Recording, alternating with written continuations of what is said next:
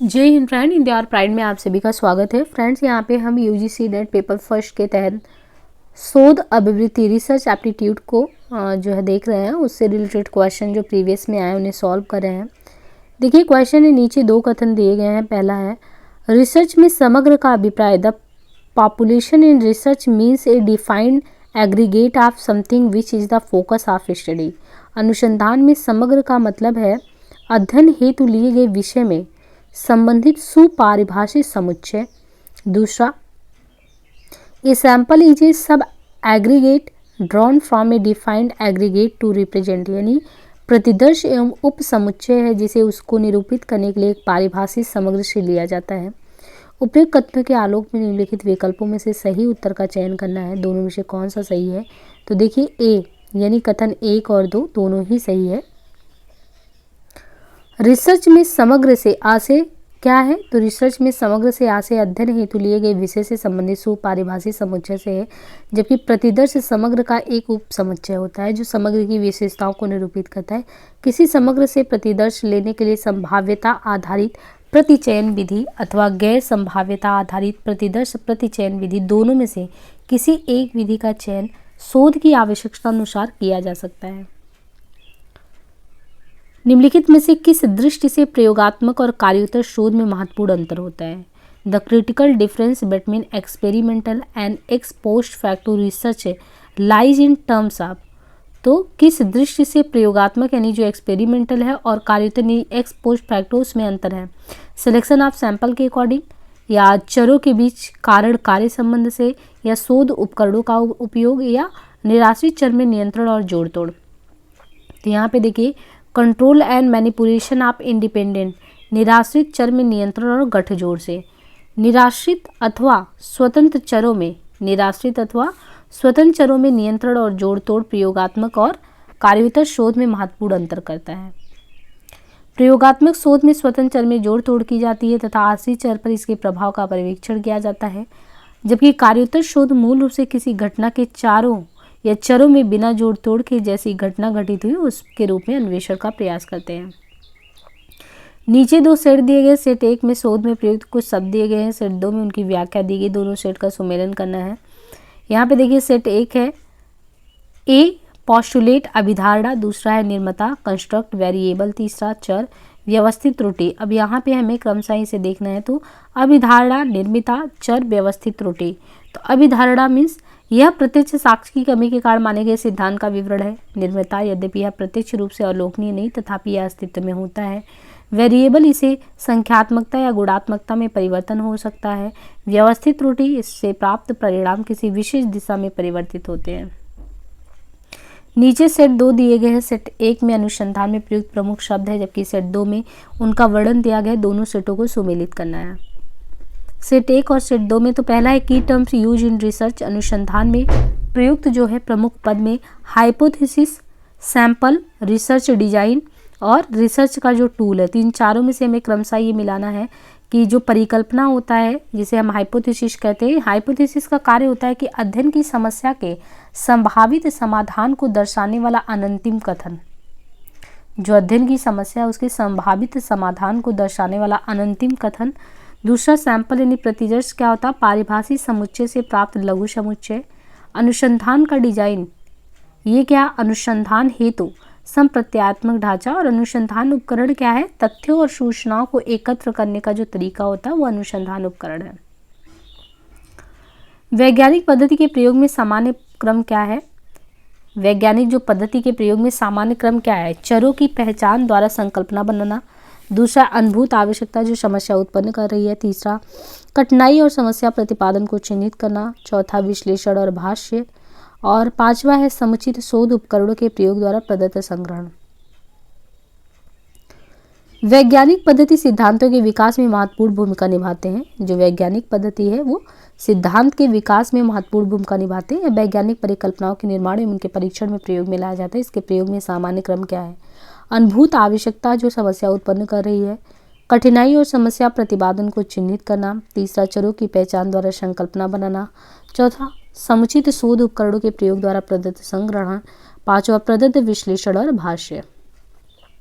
सूची 1 में शोध अवधारणाएं हैं, जबकि सूची 2 में उनका विवरण है। पहला है हाइपोथेसिस, दूसरा है सैंपल प्रतिदर्श, तीसरा है रिसर्च टूल, चौथा है अपारमितिक परीक्षण। तो यहाँ पे नीचे दिए गए विकल्पों में सही उत्तर का चयन करना है। तो देखिए, शोध अवधारणाओं में परिकल्पना एक अनंतिम कथन जिसके अंतर्गत 2 या 2 से अधिक चरों के मध्य संबंध संसूचित किए जाते हैं। प्रतिदर्श में बड़े समूह के प्रतिनिधित्व हेतु एक छोटे समूह का गठन प्रतिदर्श। शोध उपकरण प्रविधियां जिनके उपकरण द्वारा शोध में प्रदत्त संकलन किया जाता है। अपरामितिक परीक्षण या एक सांख्यिकी परीक्षण है जिसमें प्रजालों के बारे में कोई पूर्व धारणा नहीं होती है। निम्नलिखित में से कौन शोध के संदर्भ में पठन कौशल के सही क्रम का प्रतिनिधित्व करते हैं इसमें? तो सर्वेक्षण, प्रश्न, पठन, स्मरण, समीक्षा। देखिए, शोध के संदर्भ में पठन कौशल के सही क्रम का प्रतिनिधित्व इसमें कौन करते हैं? तो सर्वेक्षण, प्रश्न, पठन, स्मरण, समीक्षा। किसी भी भाषा में पठन स्वतंत्र सीखने वालों के निर्माण उनकी शैक्षणिक उपलब्धि को बढ़ाने में एक महत्वपूर्ण भूमिका निभाता है। शिक्षा के सभी स्तरों पर पठन किसी भी छात्र की सफलता का बुनियाद है। अच्छी पठन आदतों का विकास करना किसी भी बच्चे के भविष्य के लिए अनिवार्य है, ना कि केवल शैक्षणिक भविष्य के लिए बल्कि दैनिक जीवन के लिए भी। अच्छी पठन आदतों वाले छात्र छात्रा अपने आसपास की दुनिया के बारे में ज़्यादा सीखते हैं और उनमें भाषा के प्रति व अन्य संस्कृतियों के प्रति रुचि भी विकसित होता है। पठन के कारण प्रश्न पूछने और उत्तर जानने की जिज्ञासा जागती है, जिससे छात्र छात्राओं के ज्ञान में लगातार वृद्धि होती चली जाती है। एक अनुसंधान प्रतिमान के अनुसार अनुसंधानकर्ताओं द्वारा निम्नलिखित क्रम को अपनाया जाता है। जो रिसर्च करने वाले होते हैं उनमें सिद्धांत, फिर हाइपोथेसिस, फिर आंकड़े संग्रहण करना, फिर आंकड़ों का विश्लेषण और परिणाम निर्धारित करना, परिकल्पना को स्वीकृत या अस्वीकृत करना या सिद्धांत में शोधन। तो इस ढंग से शोध का संप्रत्ययीकरण निम्नांकित में किस आधार पर आधारित है? ये जो बताया गया है ये है निगमनात्मक उपागम। निगमनात्मक में है सामान्य से विशेष की ओर। सबसे पहले दिया है कि सिद्धांत, परिकल्पना हाइपोथेसिस, फिर आंकड़े को कलेक्ट करना, फिर विश्लेषण और परिणाम आधारित, फिर परिकल्पना की स्वीकृति, फिर सिद्धांत में संशोधन। तो ये जो दिया गया है ये इस ढंग से शोध का संप्रत्ययीकरण निगमनात्मक उपागम पर आधारित है। निगमनात्मक पद्धति को दार्शनिक पद्धति भी कहा जाता है। जो निगमनात्मक पद्धति इसको दार्शनिक पद्धति भी कहते हैं। सिद्धांतों को मानकर इस पद्धति में चला जाता है, यानी दार्शनिक है तो जो सिद्धांत दिए उसी को मानकर इस पद्धति में चला जाता है और इन सिद्धांतों को विशिष्ट परिस्थितियों में क्रियान्वित कर निष्कर्ष निकाला जाता है। इसमें हम सामान्य सिद्धांत से तथ्य की ओर बढ़ते हैं। नृजातीय शोध में शोधकर्ता द्वारा निम्नलिखित में से कौन सा क्रियाकलाप किए जाते हैं? नृजातीय शोध में शोधकर्ता द्वारा निम्नलिखित में से कौन से क्रियाकलाप किए जाते हैं? शोधकर्ता समुदाय के सदस्यों के साथ संरचनाबद्ध साक्षात्कार करता है। शोधकर्ता काफी लंबी समयावधि तक सामाजिक व्यवस्था को अंगीकार करता है। शोधकर्ता वार्तालाप का श्रवण करता है और वार्तालाप करता है। शोधकर्ता लोगों को कुछ कुप्रथाओं के बारे में जानकारी देता है। तो देखिए, नृजातीय शोध में शोधकर्ता द्वारा किए जाने वाले क्रियाकलाप में शोधकर्ता काफी लंबी समयावधि तक सामाजिक व्यवस्था को अंगीकार कर लेता है। शोधकर्ता लोगों को कुछ कुप्रथाओं के बारे में भी जानकारी देता है। शोधकर्ता सहभागी अवलोकन पद्धति का प्रयोग करता है। शोधकर्ता अध्ययन किए जाने वाले परिवेश का एक हिस्सा होता है। शोध सोपानों को शोध प्रबंध में प्रयुक्त करते समय किस क्रम में दर्शाया जाता है? परिचर्चा, साहित्य की समीक्षा, परिणाम, अवधारणा, ढांचा, समस्या। तो देखिए, विषय विशेष के बारे में बोधपूर्ण तथ्यान्वेषण एवं यथासंभव प्रभुत्व सामग्री संकलित कर सूक्ष्मतर विश्लेषण, विवेचन और नए तथ्य, नए सिद्धांतों के उद्घाटन की प्रक्रिया अथवा कार्य शोध कहलाता है। शोध सोपानों को शोध प्रबंध में प्रस्तुत करते समय निम्नांकित क्रम में से दर्शाया जाता है। समस्या के बाद साहित्य की समीक्षा, इसके बाद है अवधारणा, ढांचा, परिचर्चा। शोध के प्रमुख कितने सोपान होते हैं? तो 4। ज्ञान क्षेत्र को किसी समस्या को सुलझाने की प्रेरणा, दूसरा है प्रासंगिक तथ्यों का संकलन, तीसरा है तार्किक विश्लेषण एवं अध्ययन, चौथा है निष्कर्ष की प्रस्तुति। जब किसी शोध अध्ययन में प्राप्त परिणामों को प्रतिदर्श से बड़े किसी समूह तक विस्तार किया जा सके तो ये क्या कहलाता है? जब किसी शोध अध्ययन में प्राप्त परिणामों को प्रतिदर्श से बड़े किसी समूह यानी अध्ययन के संदर्भ से इतर तक विस्तार किया जा सके तो ये क्या कहलाता है? ये कहलाता है बाह्य वैधता। निम्नलिखित में से कौन सा क्रिया समुच्चय क्रियात्मक शोध चक्र का सही निरूपण करता है? इसमें से तो इनमें से जो करता है वो कौन सा है? क्रिया समुच्चय क्रियात्मक शोध चक्र का सही निरूपण करता हो तो योजना, क्रियान्वित, अवलोकन, चिंतन। शोध के सैद्धांतिक परिप्रेक्ष्य में विविध चरों की पहचान तथा तार्किक औचित्य स्थापनों परांत अगला चरण क्या है इसमें से, तो परिकल्पना निर्माण। शोध के सैद्धांतिक परिप्रेक्ष्य में विविध चरों की पहचान तथा तार्किक औचित्य स्थानोपरांत अगला चरण परिकल्पना निर्माण का चरण है। जब शोधकर्ता किसी समस्या का चयन कर लेता है तो वह उसका एक अस्थायी समाधान एक जांचनीय प्रस्ताव के रूप में तैयार करता है। इस जांचनीय प्रस्ताव को तकनीकी भाषा में हाइपोथेसिस कहते हैं। इस प्रकार हाइपोथेसिस किसी शोध समस्या का एक प्रस्तावित जांचनीय उत्तर होती है। हाइपोथेसिस निर्माण के स्रोत कौन से हैं? व्यक्तिगत अनुभव के आधार पर भी, पहले किए गए शोध के परिणाम, पुस्तकें, शोध पत्रिकाएं, शोधसार, उपलब्ध सिद्धांत, निपुण विद्वानों के निरीक्षण में। किसी शोध समस्या के निरूपण की तुलना किससे की जा सकती है? तो ये की जाती है भवन की नींव डालने से। किसी शोध समस्या के निरूपण की तुलना भवन की नींव डालने से की जाती है। शोध समस्या के निरूपण में 3 विशिष्ट संक्रियाएं जरूरी है, जिनमें समस्या में निहित चरों की पहचान, चरों को व्यक्त करने वाले संप्रदायों का पारिभाषिकरण तथा चरों एवं संप्रदायों के संदर्भ में अनुसंधान के क्षेत्र को अनुशीमित करना। शोध समस्या की पहचान में क्या शामिल है? Selection of the academic art, अकादमिक क्षेत्र का चयन, अध्ययन क्षेत्र का सीमांकन, व्यक्तिक और संकल्पनात्मक चयन का बहिष्करण, क्षेत्र के भीतर विशिष्ट विषय, वित्तीय स्रोत का प्रबंध। तो इसमें होगा जब 2 या 2 से अधिक चरों के मध्य एक प्रश्नवाचक संबंध की अभिव्यक्ति होती है तो इस प्रकार की समस्या को शोध समस्या कहते हैं। शोध समस्या की पहचान के अंतर्गत निम्नलिखित तथ्यों को शामिल किया जाता है: अकादमिक क्षेत्र का चयन, दूसरा अकादमिक क्षेत्र का सीमांकन, तीसरा क्षेत्र के भीतर विशिष्ट विषय। प्रतिभागी शोध यानी participatory research is also described as. जो प्रतिभागी शोध है उसकी व्याख्या निम्नलिखित में से किस रूप में भी की जा सकती है? तो वो की जाती है कम्युनिटी बेस्ड, समुदाय आधारित। प्रतिभागी शोध की व्याख्या समुदाय आधारित रूप में की जा सकती है। जो प्रतिभागी शोध है उसकी व्याख्या समुदाय आधारित रूप में की जा सकती है। समुदाय आधारित शोध के अंतर्गत शोध प्रश्नों को परिभाषित करने के साथ साथ समुदाय के मध्य निष्कर्षों का विश्लेषण भी किया जाता है। शोध का प्रथम सोपान इनमें क्या है? तो समस्या का चयन। देखिए, शोध के सोपान में समस्या चयन, फिर साहित्य का पूर्वावलोकन, आंकड़ा चयन, निष्कर्ष की व्याख्या। अतः शोध का प्रथम सोपान समस्या का चयन होता है। अनुसंधान यानी शोध एक क्रमिक प्रक्रिया है। प्रत्येक प्रकार के अनुसंधान को कुछ विशिष्ट पदों में अथवा क्रमानुसार किया जाता है। समस्त अनुसंधान प्रक्रिया कई क्रियाओं का सम्मिलन है जो परस्पर जुड़ी होती है। देखिए, रिसर्च के प्रोसेस में कुल 6 सोपानों का अनुसरण किया जाता है, जिनमें पहला है समस्या का चयन। पहले समस्या का चयन करेंगे, फिर हाइपोथेसिस तैयार करेंगे, शोध की रूपरेखा, प्रदत्तों का संकलन, फिर विश्लेषण, फिर सामान्यीकरण तथा निष्कर्ष। प्रथम सोपान में समस्या का चयन किया जाता है, उसके बाद समस्या की परिभाषा। पहले समस्या जान ले क्या है, फिर उसको परिभाषित करें जिससे समस्या का सीमांकन हो पाए और उसे व्यवहारिक रूप दिया जा सके। इसके लिए चिंतन की आवश्यकता होती है। अनुसंधान समस्या तभी साध्य होती है जब वह उपयोगी और प्रासंगिक होता है, वह अनुसंधानीय होता है, वह नई तथा ज्ञान में वृद्धि करता है। उपयुक्त सभी अनुसंधान समस्या का पारिभाषिकरण, समस्या की परिभाषा से तात्पर्य उसके अध्ययन क्षेत्र का वास्तविक रूप में प्रतिपादन। इसके तहत 3 मुख्य कार्य अपेक्षित है: समस्या में निहित चरों का उल्लेख करना, चरों का वर्णित करने हेतु उपयुक्त पदों की पहचान करना तथा चरों का अर्थ निर्देशित करने वाले संप्रत्ययों का निर्धारण करना। इस प्रकार शोध की समस्या के परिभाषीकरण के लिए चरों, उनके लिए प्रयुक्त पदों एवं संप्रत्ययों के बारे में स्पष्ट रूप से उल्लेख महत्वपूर्ण होता है। दूसरे शब्द में शोधकर्ता को चाहिए कि अपने अध्ययन की समस्या को परिभाषित करते समय उसमें निहित चरों की पहचान एवं उनका नामकरण करें, उनके लिए प्रयुक्त तकनीकी पदों को सावधानीपूर्वक चुने, उनका अर्थ निश्चित कर दे तथा उनकी संप्रत्यात्मकता परिधि इंगित करें। शोध हेतु समस्या चयन की आहारता तब होती है जब अन्वेषक अत्यंत मननशील, पठित एवं एक क्षेत्र विशेष के प्रति अंतर्भावित होता है। इस प्रक्रिया में अनुसंधित्व को अधोलिखित अवस्थाओं से गुजरना पड़ता है। संबंधित विषय में संगत साहित्य के सर्वेक्षण द्वारा शिक्षा के व्यापक क्षेत्र से समस्या के अनुच्छेद की पहचान करना। दूसरा, तार्किक विश्लेषण के माध्यम से विशिष्ट मुद्दे का चुनाव। तीसरा, समस्या का पारिभाषिकरण एवं सीमांकन जो उसमें निहित चरों की पहचान द्वारा संभव हो।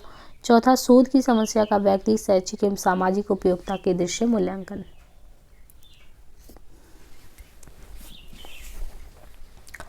क्षेत्रकार आधारित शोध को निम्नांकित वर्ग में रखा जाता है।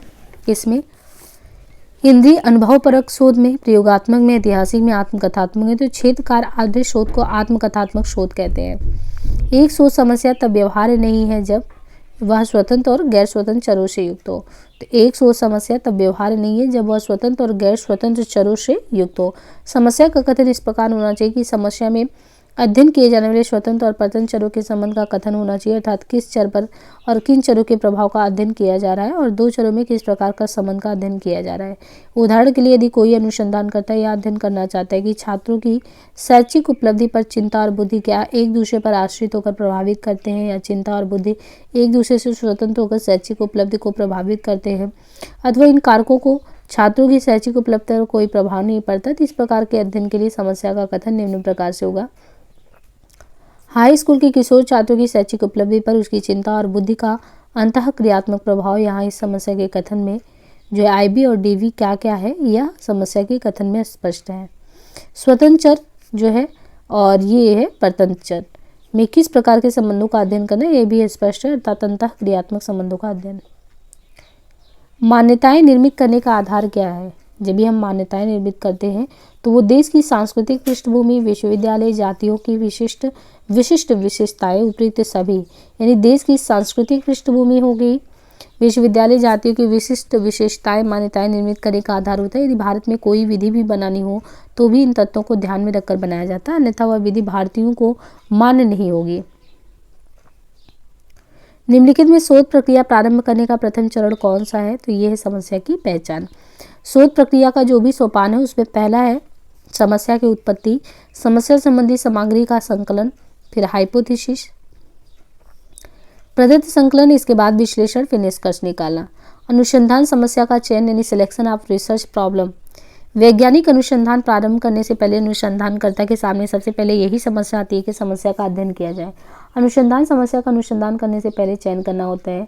अनुसंधान समस्या का चयन करने के लिए अनुसंधानकर्ता को जब समस्या से संबंधित सैद्धांतिक और व्यवहारिक ज्ञान होता है तो उसके लिए अनुसंधान समस्या का चयन सरल हो जाता है। नए अनुसंधानकर्ताओं को समस्या चयन अपेक्षाकृत कठिन होता है। उन्हें हमेशा याद रखना चाहिए कि वो ऐसी अनुसंधान समस्या चुने जो समाधान योग्य हो। इस संबंध में कुछ अधिक करने से पूर्व इसके अर्थ को जानना जरूरी है। समस्या की परिभाषा। डाउनसेंट 1953 के अनुसार समस्या एक ऐसा प्रश्नवाचक कथन है जिसमें समस्या के समाधान को प्रस्तावित किया जाता है। समानता। समस्या का अस्तित्व तब तक ही रहता है जब तक कि प्रस्तावित प्रश्न के समाधान हेतु कोई हल ना उपलब्ध हो।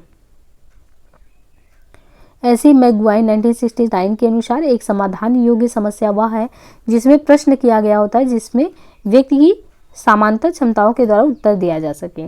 कर्लिंगन 1973 के अनुसार समस्या एक ऐसा प्रश्नवाचक कथन या वाक्य जिसमें यह पूछा जाता है कि दो या दो से अधिक चरों में किस प्रकार का संबंध है। शोध कार्य करने की प्रक्रिया में हाइपोथेसिस को सूत्रबद्ध करने के पश्चात क्या आता है? अब देखिए ये जो चरण है, चरण से क्वेश्चन कैसे आता है। हाइपोथेसिस के बाद क्या आता है? शोध उपकरण का चयन, आंकड़ों की व्याख्या, आंकड़ों का एकत्रीकरण। तो यहाँ पे देखिए शोध उपकरण का चयन, यानी शोध उपकरण में देखिए इकाई संरचना में शोध उपकरण में उद्देश्य, परिचय, रेटिंग पैमाने, मनोवृत्ति, ओपनमायर, प्रश्नावली, चेकलिस्ट, सिमेंटिक कालक पैमाना, मनोवैज्ञानिक, इन्वेंट्री, अवलोकन, साक्षात्कार। शोध की निम्नलिखित अवस्थाओं को सही क्रम में व्यवस्थित करना, शोध समस्या का निर्धारण, उद्देश्य को सूचीबद्ध, डाटा संग्रहण, कार्यप्रणाली, विश्लेषण, परिणाम और चर्चा। तो इस तरीके से यहाँ पे करें तो शोध समस्या का निर्धारण, इसके बाद निर्धारण के बाद शोध उद्देश्यों को सूचीबद्ध करना। तो शोध समस्या का निर्धारण, फिर शोध उद्देश्यों को सूचीबद्ध करना, इसके बाद है कार्यप्रणाली, डेटा संग्रहण, डेटा विश्लेषण, परिणाम और चर्चा। वैज्ञानिक शोध में क्रमिक संक्रियाएं कौन सी हैं? तो उपरोक्त दिए गए प्रश्न के अनुसार वैज्ञानिक शोध के क्रमिक संक्रियाओं के अंतर्गत सर्वप्रथम दिए गए तथ्यों का सह विचरण या सहभिन्नता को वेरिएशन ज्ञात किए जाते हैं। उसके बाद भ्रामक संबंधों का बहिष्करण या उससे अलग होता है। अब यहाँ पे देखिए दिया है शोध करने के लिए निम्नलिखित में से कौन सी आरंभिक अनिवार्यता की अपेक्षा है? तो है अनुसंधान प्रश्न तैयार करना। निम्नांकित में अनुसंधान का कौन क्रम तार्किक है? इसमें समस्या स्थापन, विश्लेषण, शोध विकल्प का विकास, परिकल्पना, निर्माण, प्रदत्त एकत्रीकरण, सामान्यीकरण, निष्कर्ष निरूपण। तो यहाँ पे देखिए अनुसंधान की प्रक्रिया में कुल 6 चरणों का अनुसरण किया जाता है, जिनमें समस्या स्थापन, परिकल्पना निर्माण, शोध विकल्प का विकास, प्रदत्त एकत्रीकरण, प्रदत्त विश्लेषण, सामान्यीकरण तथा निष्कर्ष निरूपण। शोध पदों का निम्नलिखित में से कौन सा क्रम वैज्ञानिक विधि के निकटस्थ है? वैज्ञानिक विधि के निकट है। तो इसमें देखिए शोध पदों का वैज्ञानिक विधि के निकट जो क्रम है उसमें क्या है? समस्या की स्थिति की अनुभूति करना, वास्तविक समस्या की पहचान एवं उसकी परिभाषा, परिकल्पना तैयार करना, समग्र को परिभाषित करना, प्रतिदर्श का चयन, आंकड़ों का संग्रहण, प्रस्तावित समाधान के परिणामों को निगमित करना, परिकल्पना का कार्य रूप में परीक्षण करना। वैज्ञानिक शोध में 4 प्रमुख संक्रियाएं हैं, उनमें कौन से हैं? तो देखिए, मनोवैज्ञानिक, समाजशास्त्र, शिक्षा इत्यादि ऐसे व्यवहार परक विज्ञान है जिनमें वैज्ञानिक विधियों द्वारा ही अनेक तरह के शोध कार्य किए जाते हैं। इनमें जो 4 संक्रियाएं उनमें है सहचरों का प्रदर्शन, नकली संबंधों का विलोपन, समय क्रम के संबंध में अनुक्रमण, सैद्धांतिकरण। शोध समस्या का निरूपण किस पर निर्भर करता है? शोध समस्या का निरूपण इसमें किस पर निर्भर करता है? शोधकर्ता की पसंद के पीछे उद्देश्य क्या है, विशिष्ट प्रश्न क्या है, उदाहरणात्मक प्रतिदर्श क्या है, शोध के नकारात्मक घटक कौन से, अध्ययन को असीमित करने के कारण, परिकल्पना का निर्माण। तो शोध समस्या एक ऐसी समस्या होती है जिसके द्वारा 2 या 2 से अधिक चरों के बीच एक प्रश्नात्मक संबंध की अभिव्यक्ति होती है। शोध समस्या का निरूपण निम्न पर निर्भर करता है। पहला, शोधकर्ता की पसंद के पीछे उद्देश्य क्या है, दूसरा विशिष्ट प्रश्न क्या है, तीसरा अवधारणात्मक प्रतिदर्श क्या है, चौथा परिकल्पना का निर्माण। कर्लिंगर के अनुसार शोधपरक प्रश्नों के उत्तर ज्ञात करने के 4 उपागम हैं: दृढ़ता विधि, अंतर्ज्ञान विधि, प्राधिकार विधि, विज्ञान विधि, सृजनात्मक विधि, अप्रत्यात्मक विधि। तो यहाँ पे देखिए क्रमशः कार्लिंगर के अनुसार जो शोध प्रश्न के उत्तर ज्ञात करने के 4 उपागम है उनमें है दृढ़ता विधि, अंतर्ज्ञान विधि, अपराधिकार विधि, विज्ञान विधि। सूची 1 को 2 से सम्मिलित करना। स्टेप ऑफ रिसर्च, शोध के चरण में प्रॉब्लम फॉर्मुलेशन, समस्या सूत्रीकरण, हाइपोथेसिस मेकिंग, सेलेक्टिंग ए सैम्पलिंग प्रोसीजर, डेटा एनालिसिस। तो इसमें देखिए सूची अगर सही से देखें तो शोध के चरण, जांच के क्षेत्र में मुख्य प्रश्न उठाना, परिकल्पना निर्माण में शोध के चरों के बीच संबंध स्थापित करना, प्रतिचयन प्रक्रिया का चयन यानी एक बृहत्तर सेट से इकाइयों को लेना और आंकड़ों के विश्लेषण में उसको सारणिक या ग्राफिक रूप से उसको प्रस्तुत कर देना। प्रदत्त जिन्हें उपयुक्त उपकरण के आधार पर प्राप्त किया जा सकता है उन्हें कहते हैं द डेटा। देखिए प्रदत्त का इंग्लिश में होता है डेटा, उसको कहते हैं the data obtained on the basis of appropriate tools. प्रदत्त जिन्हें यानी डेटा जिन्हें उपयुक्त उपकरण के आधार पर प्राप्त किया जाता है वो secondary data, primary, replication data क्या होता है तो ए एंड बी बोथ। प्रदत्त जिन्हें उपयुक्त उपकरण के आधार पर प्राप्त किया जाता है उन्हें प्राथमिक डेटा कहते हैं, द्वितीय कहते हैं। एक रिसर्चर किसी शहरी क्षेत्र में एक राजनीतिक दल विशेष की संभावनाओं के अध्ययन हेतु इच्छुक है। इस अध्ययन हेतु किस उपकरण को वरीयता दी जाएगी? साक्षात्कार, अनुसूची, प्रश्नावली। तो क्वेश्चनर का होगा प्रश्नावली वो प्रपत्र है जिसमें अनेक प्रश्न रिसर्च से रिलेटेड होते हैं। इन प्रश्नों को उत्तरदाता स्वयं भरता है। जो उत्तरदाता है वो भरता है क्योंकि वह एक स्व प्रशासनिक यंत्र है। प्रश्नावली के प्रश्न उत्तरदाताओं के लिए उद्दीपक के रूप में काम करता है जिसे मतों या तथ्य अथवा दोनों के संबंध में सरलता से अध्ययन हो जाता है। इसमें मुख्यतः बंद या फिर निश्चित विकल्प वाले सारे प्रश्न होते हैं। इसके द्वारा बड़े और विस्तृत समूह का अध्ययन सरलता से हो जाता है। प्रदत्त संकलन के पूर्व एक शोधकर्ता शोध में भाग लेने वाले उत्तरदाताओं से उनकी सहमति लेना चाहता है। सूचित सहमति पत्र में निम्न में से कौन सी सूचना जरूरी नहीं है? तो इसमें क्या है क्वेश्चन कि ये researcher is interested in seeking inform consent letter from the response participating in research. Which of the following information is not necessary in the informed consent letter. शोध के प्रयोजन से संबंधित सूचना, उत्तरदाताओं से प्राप्त प्रदत्त को गुप्त रखने एवं उनके केवल अकादमिक उपयोग संबंधी सूचना या शोध की विश्वसनीयता एवं वैधता से। तो यहाँ पे कौन सा होगा? प्रदत्त संकलन में एक उत्तरदाता द्वारा लगने वाले समय एक अन्य जोखिम संबंधी सूचना। Arrange the following steps of research in correct sequence. शोध के निम्नलिखित चरणों में सही क्रम में व्यवस्थित करना है। शोध उद्देश्यों को सूचीबद्ध करना, शोध समस्या की पहचान, प्रदत्त संकलन, शोध विधि, प्रदत्त विश्लेषण, परिणाम और विवेचना। तो देखिए शोध का सही क्रम क्या है? सबसे पहले शोध की समस्या को पहचानना, फिर उसे सूचीबद्ध करना, तो पहचानना फिर सूचीबद्ध करना, शोध विधि, प्रदत्त संकलन, प्रदत्त विश्लेषण, परिणाम और विवेचन। तो इस तरीके से हमने यहाँ पे किया। अब आगे जो हमारा नेक्स्ट टॉपिक है वो है शोध प्रबंध एवं आलेख लेखन, फॉर्मेट और संदर्भ की शैली यानी thesis and article writing, format and style of referencing. तो उसे हम नेक्स्ट पार्ट में करेंगे। आज के लिए इतना ही, धन्यवाद।